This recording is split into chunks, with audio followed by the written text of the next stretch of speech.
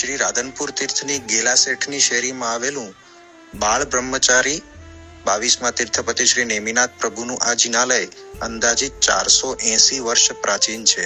એટલે કે રાધનપુરના 25 પૈકીના પ્રાચીનતમ જિનાલયો પૈકીનું આ એક જિનાલય છે.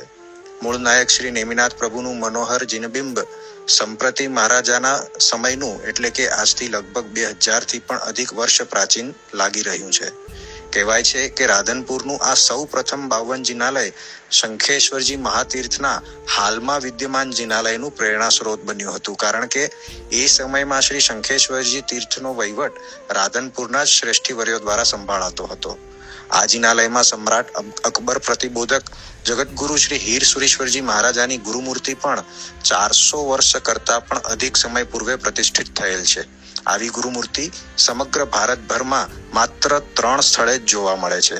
આ જિનાલયમાં શ્રી શત્રુંજયજી, શ્રી ગિરનારજી, શ્રી સમેત શિખરજી, શ્રી આબુજી અને શ્રી અષ્ટાપદજી એમ 5 તીર્થોના સુંદર પટ પણ અંકિત કરવામાં આવેલ છે.